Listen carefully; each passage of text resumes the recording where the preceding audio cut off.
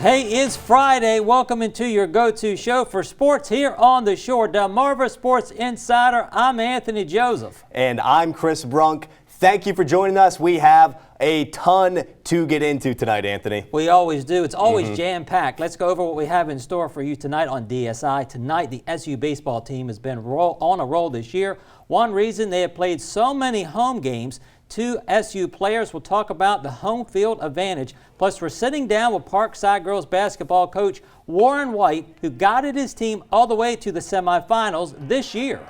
And we've got Division I baseball, UMES and Lemoyne College going at it today. But, Anthony, we have to start with Cambridge South Dorchester back in the Maryland 1A state championship game. We certainly do. The Cambridge South Dorchester Vikings traveling to College Park for a chance to win a 1A state championship. The only thing standing in the way, the seed school. Let's now go to the highlights. The Vikings were excited to be in the state championship game for a second straight year. Sabres with the ball, and it goes to Malachi Parrott. He slams it down. Sabres causing problems for Vikings early. Rebound, and then that's T.J. Wilson with an easy layup. Cambridge, they needed him. He had 6 points. Kobe Reynolds with the ball, pass it out. That's Sterling Perkins. Shoots, and he drains it. Perkins with a hot hand in the first half. Sabres with the ball. They pass it around trying to find an open man. They pass it to Omar Williams. He goes, and he'll get the back bucket and the and one. Now we're going to fast forward to the fourth quarter. 46 seconds left. Vikings down by 3. Samaj Pender with the ball, looking for someone open. Pass it to Reynolds. He shoots, and he'll get the 3 to send this game into overtime. In overtime, Vikings on a fast break. Vikings trying to get the ball where they want to, but the defense was really good by the Sabres. But the Vikings kept trying to get the ball in the basket. Then Thomas Wilson catches the ball, shoots, and misses. Perkins with the rebound, and he makes the shot. With 4 seconds left in the game, the Vikings will win the Maryland 1A state championship, beating seed 36-33 in overtime. This is the third state championship and the first since 1996. After the game, head coach Sean Tucker talked about pulling through to get the victory. All you have to do is win by 1. And we struggle a little bit. We took some shots, especially when we get on these courts. Same thing happens during the Christmas tournament. We get on the big floor and we start shooting a little further back. But however, our guys, like I said, they're resilient, and these guys just stayed calm in the huddle, and they were just the whole time. And sometimes they didn't know just as much. We help them, they help us, because I stay calm, because they stay calm, say we're going to win this game. So things like that. We've just been together for a long time now, and we kind of know each other, so it balances each other out. Anthony, I think it's really fitting that this championship game, it's a low-scoring kind of defensive slugfest, and Coach Tucker throughout the postseason run talked about how his crew was battle-tested and how they were resilient and how they found ways to win. And when you have such a low-scoring, intense game like that, that really shows itself, that kind of experience that they had. I think the big thing, you're looking back to last year's championship game, and they lost, and they were trying to learn from their mistakes and make sure that did not happen again, and it did not, and they are state champions for the third time. Congratulations. There's got to be no better feeling. Well, it was Cambridge making the deepest run of the local Maryland boys teams. And for the girls, it was Parkside. Parkside girls on Thursday were looking to return to the 2A final for the first time in over 20 years. Zion Smith swings it to Ronnie White in the corner, catch and shoot for 3, and she's got it. White with 9 points in the game for the Rams. Francis Scott Key with the ball now. It's Summer Brooks looking for daylight. And she thinks she sees it. She finds it, pulls up from downtown, nothing but net. Brooks would have a team high of 21 points for the Eagles. Now Parkside on the break. Smith to Zion Oji, who goes up. She can't get it to fall, but she keeps battling, gets the rebound, and gets the bucket the second time, gets the call. Oji led her team with 14 points in this semifinal game, but unfortunately, the Rams not able to score enough on offense, and they fall to Francis Scott Key, 62-37, ending their postseason run. Stay updated while you're at these games in real time. Make sure to follow WMDT Sports on Facebook and X right now. Now to baseball. The Bulldogs are gearing up for the baseball season in high school. They just finished their final scrimmage against James and Bennett at home. This preseason, they played 4 scrimmages to get ready. Coach Eric Teagle is counting on 6 seniors and 7 underclassmen this year. He has been emphasizing that this team needs to have good fundamentals, play good defense. Coach Teagle mentions his team is getting better after each practice. You know, you just have to make sure, you know, the scrimmages are used to clean up those things that you need to work on. And so we saw some of that today because we have a lot of young players, and so, but we would like to develop them. And so they need to see some quality pitching. They need to see kind of like what varsity level play looks like, some of them, in order to make those adjustments in the game. We have some seniors here, and that is going to be key pieces of what we have moving forward. And now baseball at the college level, Anthony. Today we had UMES taking on the Lemoyne Dolphins at the Henry S. Parker Athletic Complex. After going winless last season, the Hawks have already picked up 3 victories this year. How will they fare against their aquatic foes from New York? It was smooth sailing for starting pitcher Jonas Stepner until this 5th inning right here. His second baseman unable to handle the throw on the bunt. 2-run score on the error. The Dolphins dance after breaking the stalemate, but 5th isn't over yet. Bases loaded. Stepner issues a walk. Lemoyne pouncing on the Hawks' mistakes. That would be the end of the day for Stepner. 4 runs, none of them earned in 4 2/3 innings. In comes Justin Spencer from the bullpen into the game mid at bat. Inherits a 3-1 count, takes him just 2 pitches to neutralize the situation. Now 6th inning, Hawks looking for an answer. There's one, courtesy of Ansel Carson. He goes deep on Bobby McBride, but ultimately it wouldn't be enough. The Hawks fall to the Dolphins by a final score of 7-2. Here's head coach Danny Acosta after the game. Think that our offense is not clicking this time. We were a little earlier this season, but now we're back in a kind of a dormant stage. We're starting to pitch better. Our pitchability has been improving. Our offense needs to pick it up again, but I'm confident that we'll be back there. The SU baseball team has played a lot of games at home. The team is 9-2. They played their first road game today. The team will be back at home on Tuesday against Mary Washington. Game time, 3 o'clock. You have 2 former Sussex Central players, Noah Burrows and T.J. Morris. They talk about the home field advantage at Seagull Stadium. Yeah, you know, being a freshman, I've never really been on an away trip, so this is all I know. So I guess it just feels comfortable here for the whole team. Because you get the support, you know, family gets to come out here whenever they want, enjoy the beautiful days. But we do get road games, unfortunately, so we will have to go on the road, you know, the next couple months.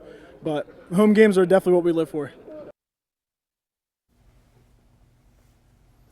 We're calling our first time out, but when we return, I'll be sitting down with Parkside Girls coach Warren White. He is retiring after 29 seasons. We've got that and more when Delmarva Sports Insider returns.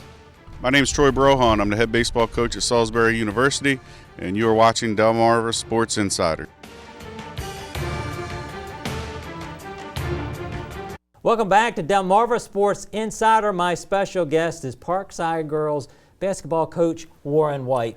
You're retiring after 29 seasons, Coach White. Why now? Well, it's time. You know, I put in a lot of years, a lot of work. And I had all the things in mind a few years ago when I was going to plan on stopping. And this senior class that I had, I want to make sure I stayed there to make sure I saw them through their senior season. Talk a little bit about guiding your team all the way to the semifinals. You know, this team, it was an amazing journey, and one that didn't come as many people thought it was going to be, because I knew this team, these young ladies had the potential. They just didn't believe in themselves. So it took a lot of work with myself and my staff and my off-season coaches.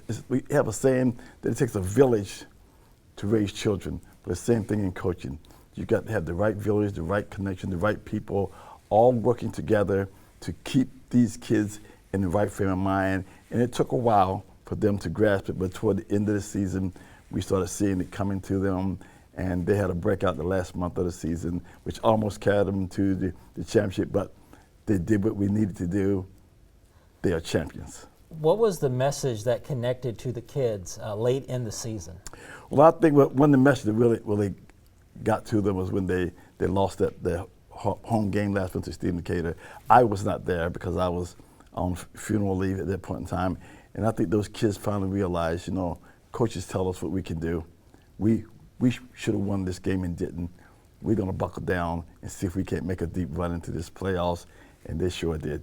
How was it, Delise, to get all the way back to the semifinals? Well, you know, if you're going out as any coach, you want to go out on the best possible note that you can. And for me to be able to go out and bring another championship to Parkside, it was a fantastic feeling for me. And it was even more fantastic to see these young ladies who had never experienced a championship game. Not all of them. 3 of the freshmen, when they came in, freshmen, Zion O.G., Zion Smith, and Magenta Lewis, they were all part of our regional team when they were freshmen. But on their own, they had not won one, and it came down to their senior year. This was their last chance. And I was so glad we were able to get them to that point, and they can go away as champions. What is your most memorable moment coaching? 29 seasons, what is it? Winning this first state championship in our 3rd year. I've taken over the program, and we won the state championship after being down double digits at halftime and even in the 3rd quarter, and we won that game by 1 point. Wow. At the end. As I always tell my kids, and they're now learning, it only takes 1 point to win a ball game. And that was the highlight, and so many other things. Even this season, to see when these kids started this run, in my announcement that I was going to be on last year, some of the alumni that came back during the last few games that those kids were playing, that came from my championship team. The alumni came in and really supported these young ladies like never before. That energy is what I talk about the village. The village came together. My off-season coaches came together. They were all in on, young ladies, we can do this. You got to have Parkside pride, and we are here with you. So it was just a great ride, and I'm just so happy to be a part of the legacy that is Parkside Lady Rams basketball. Last couple questions. Coach Tucker wins a state championship for the Cambridge Vikings. Yes. You know him well. How does it feel? Well, see, Coach Tucker was, had him on as my assistant coach. He was on staff when we won our first championship. And we've talked about this. Go get another state championship. He got his own as a head coach. I'm so proud of him. And he's like my other son. And we talk all the time. We're so great and thankful. And hats off to Cambridge, South Dorchester, and Coach Sean Tucker. The Parkside grad, he got the foundation at home. Final question's got to be quick, though. What are you now going to do since you're going to be retired? Oh, pretty much anything I want to do now, stay connected to my community and get ready for the part. I want everybody to come on. Thanks so many people for helping me on this journey. Well, congratulations for 29 seasons. You're a winner, and I appreciate you being here. No problem. Chris, back to you. Thank you, Anthony. Well, coming up, we'll have the latest on a residential fire in Cambridge that damaged 3 homes. Plus, both Wicomico County and the city of Salisbury are moving forward with the dissolution of the Salisbury-Wicomico Joint Planning and Zoning Commission. We'll have those stories and more coming up after the break. Sean Tucker, head boys basketball coach at Cambridge, South Dorchester, and you're watching Delmarva Sports Insider. Welcome back. A house fire in Cambridge remains under investigation this evening after flames broke out last night. Our WMDT's Blake Lipton has been following this story and has more. Behind me is all that's left of these homes on Wood Duck Drive in Cambridge after officials say an explosion took place around 11:30 Thursday night. Friday night, fire investigators remain on scene of a 2-alarm fire that took place. The fire was reported just before 11:30 by a neighbor in the area. I was at my cousin's house on my way home when I got the call about the explosion, so I came rushing to make sure my kids and my family was okay. It took around 50 firefighters from Cambridge and surrounding communities to quell the flames. I had the scanner on, came through the scanner, and then sirens and stuff, it sounded like it was close by, so, came out, seeing a bunch of smoke and light from the flames, and everybody coming this way, so, I had to come be nosy. Came down here, just a mess, really. Officials say the fire started in a 2-story townhome.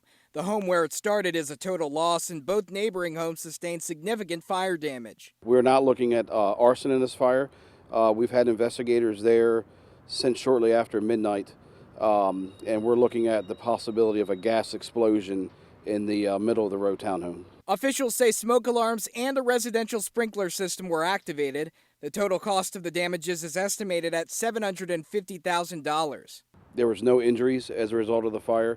The fire did displace the residents on either side of the involved townhome as a result of fire and heat damage, and they're all being assisted by the American Red Cross. In Cambridge, Blake Lipton, WMDT, because local matters.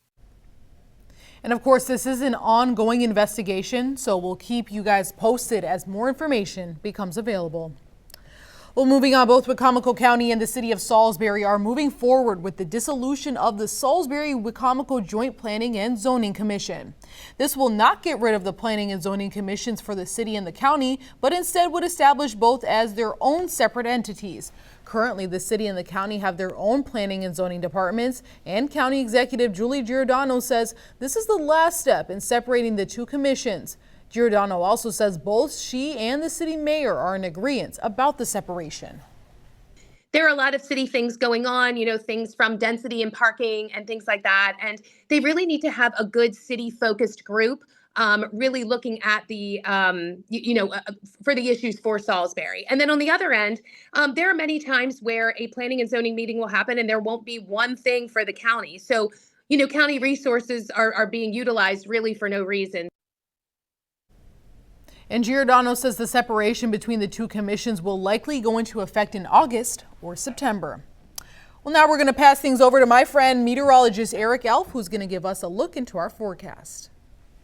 Yeah, it's going to be another cloudy night tonight, and eventually we're going to deal with some fog issues as well. You can see Rehoboth Beach on the Morse Roofing and Siding Sky can mist straight off the ocean as we speak. But here in Salisbury, not the case, but you can see that low-level cloud deck illuminated by some of those city lights out there. So we still got onshore winds. That's what's bringing in the low-level moisture and the cool temperatures as well. We're only in the lower 40s right now. It's 43 in Salisbury and 43 degrees right there in Ocean City. And while we don't have any, well, actually, we do have some fog issues. Looks like materializing in Chickatique, 2.2 miles of visibility. Over the course of the overnight, visibility is going to deteriorate, so I would keep an eye on some patchy, locally dense fog at times through the overnight tonight, especially after midnight going into tomorrow morning. But other than the low clouds and the fog, we're precipitation free as we speak, and we'll keep it on the dry side through tomorrow as well. But onshore flow will continue at the very least through tomorrow morning, but the winds will become more southerly later Saturday going into Sunday ahead of this potent low pressure system. I mean, we've got a severe weather outbreak materializing as we speak, with multiple tornado warnings across portions of the Midwest. We'll zoom into southern Missouri and northern Arkansas, where multiple tornado warnings are in progress as we speak, sandwiched up basically, and confirmed tornadoes on the ground through the overnight tonight. And behind this line, we've had wind gusts exceeding 60 miles per hour, and it's interacting with a lot of anomalous warmth as well. This warmth is going to be coming into our region by the time we get to Sunday. Don't think it gets this warm in the mid 70s, but certainly it's going to be a bit warmer than what it was today. So the severe threat shifts to the south going into tomorrow, where there's a high risk for severe weather. We're talking about long track, violent tornadoes, large hail, and destructive wind gusts down there. Now, luckily, the whole potency of the system really starts to decrease by the time it gets to our neck of the woods.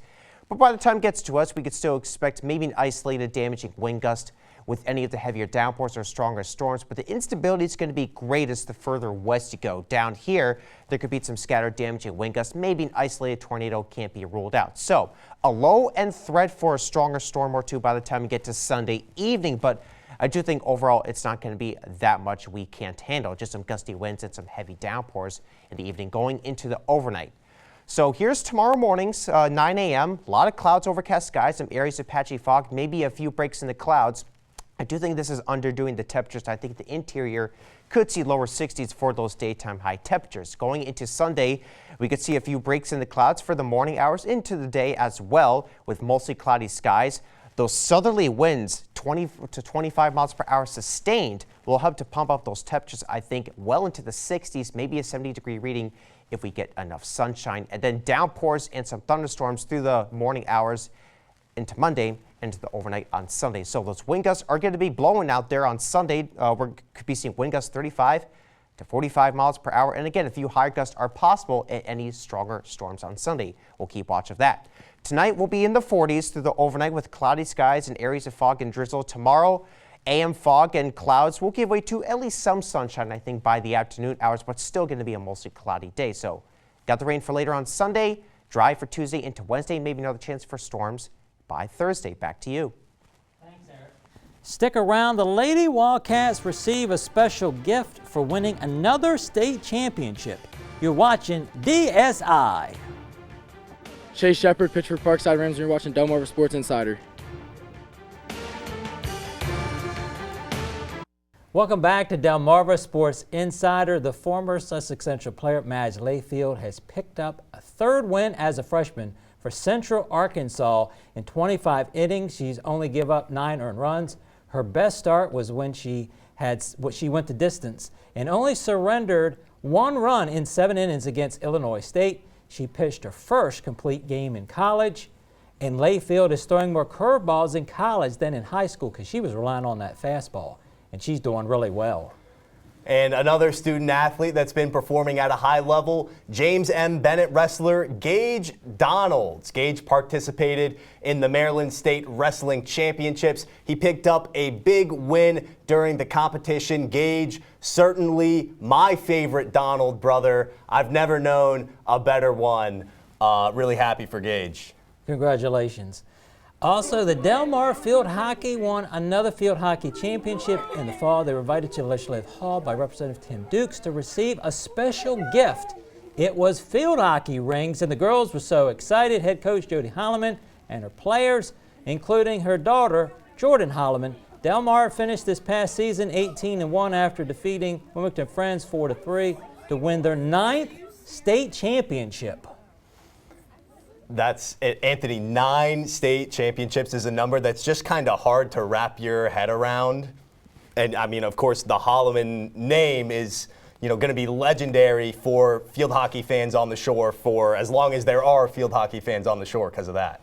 Well, Coach Jody Holloman done an outstanding job, and then also she's had her daughters that she's been able to coach, Josie, and then which is at the University of Maryland, and then you have Jordan. And so it's been really great. She has retired from field hockey, so I don't know what that's going to look like for Delmar in the fall, but we certainly will find out. But those rings, a lot of bling, they look pretty good there, Chris. You have to think that Jody has certainly laid the foundation for Delmar field hockey. Coming up on DSI, we'll be announcing who is the WMDT Player of the Week. I'll give you a hint, he's a champion. Jim Berkman, Salisbury University men's head lacrosse coach. Man, am I excited to be watching Delmarva Sports Insider. Still thinking the interior has the opportunity to get into the lower 60s by tomorrow afternoon, but by the coast it's going to be much cooler. I think we'll be stuck in the lower 50s if you're along the immediate coast, one of the beach towns. So just something to keep in mind on that end. But still, it'll be green pulse all day on our Holly Kia dog walking forecast because we don't expect any precipitation. So Penn from Teresa can get to walk in any time of the day, though it will be a little bit foggy, especially during the morning hours. Marine forecast looking good. We've got no wind issues to report for your Saturday, but the winds will certainly be on the increase by the time we get to Sunday. And later into the evening and through the overnight, we're expecting some showers, heavy downpours, maybe even a few thunderstorms, and it will be on the breezy side with gusts up to 35, maybe 45 miles per hour. And some of those downpours could bring in some higher wind gusts as well, particularly through the evening hours, so keep an eye on that. But it should get pretty warm if we get enough sunshine, especially. It could get to around 70 degrees, if not, generally in the 60s all day. And we should be drying out for the second half of Monday. It does look like some of the rain does stick around for the first half of Monday, but I think during the afternoon we should be drying things out. We will be getting into the 60s and 60s again for Tuesday, and it should be a nice dry day. Same thing goes for Wednesday, getting into the 60s. And our beach town should stay in the 50s for those daytime high temperatures. So by the time we get to Thursday, that's going to be our next chance for some showers, maybe even a few thunderstorms, and it gets cooler and drier for your Friday. Back to you. Eric, I don't want to see a lot of rain because it'll mess up the sports schedule, but now it's time for the WMDT Athlete of the Week. Sterling Perkins, he would have the hot hand to keep the Vikings afloat early on. When it was in overtime, it was Perkins who scored the winning bucket. He had 15 points, 6 rebounds, and 3 steals. A championship performance for Sterling Perkins. And we want to hear who you think should win next week's award. Send in your suggestions to our email, sports@wmdt.com. And certainly Perkins is a winner. This past week, after the whistle, we looked at another winner, Malachi Stratton, a four-time DIA wrestling champion. Chris, who is up next? Well, Anthony, it's about time now that I think we can look ahead to some spring sports. We've been getting a little more baseball than softball in the show. On Monday, after the whistle, is going to be with Cape Henlopen softball star Ava Calciano, committed to play Division I at UConn and a first-team all-state selection in 2024 for a Vikings softball program that is on the rise. I'm really excited for the start of spring sports, Anthony, and I know you are too, right? Certainly a lot of baseball, a lot of softball, and we're going to throw in some golf too, so I'm ready. You know what? I could do with some golf myself. When would you have time? You know what? I'm not able to make it out to the range as much as I'd like, but you know, if I find a way to get together a new set of clubs, maybe, I don't know, take my dad out for like a Father's Day thing. Well, you never know.